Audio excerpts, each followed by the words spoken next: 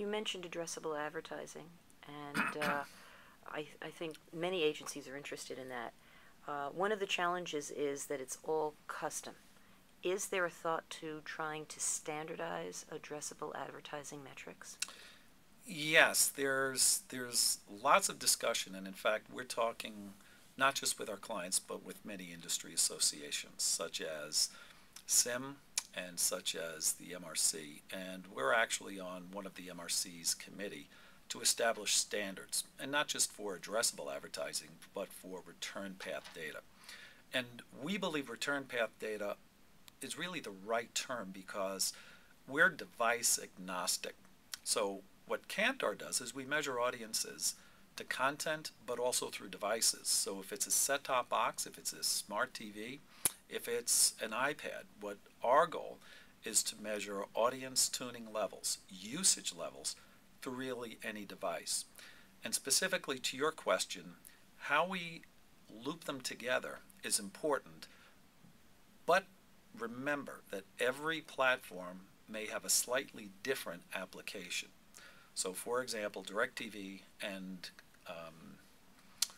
Charter and Cablevision here in New York actually use different applications.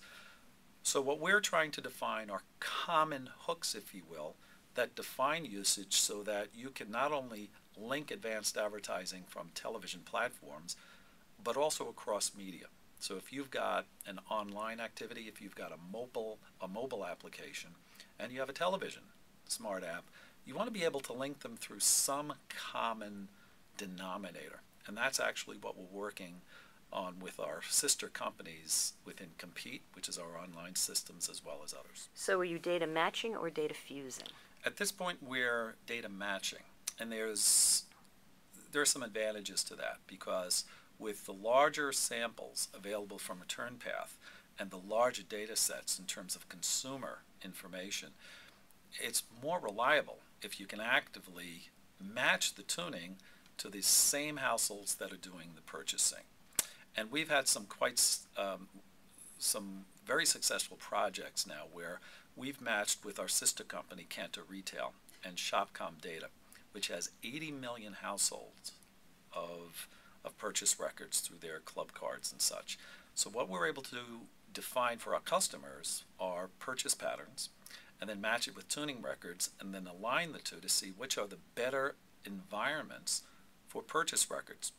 And related to your question earlier about demographics, advertisers need to be more accountable and efficient in placing media.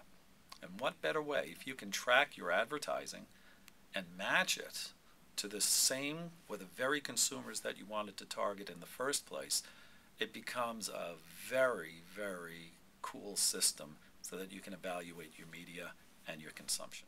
Jeff, can you give me some predictions looking forward to the next 5 years? Let's see.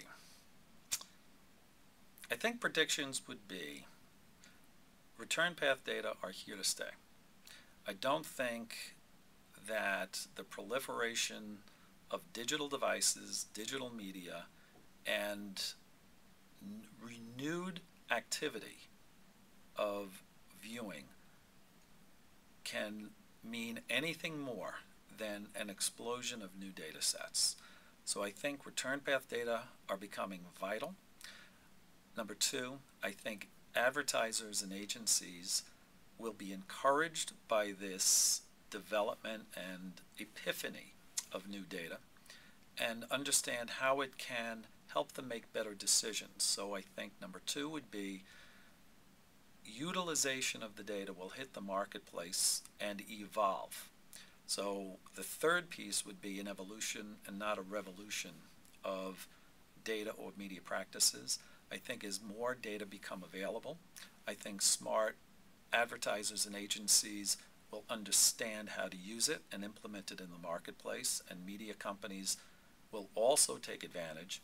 And the third thing is an evolution process where each side of the business will understand how the data will help them, and negotiation will then occur, but all fueled by more, but importantly, better data so that we can all become more profitable.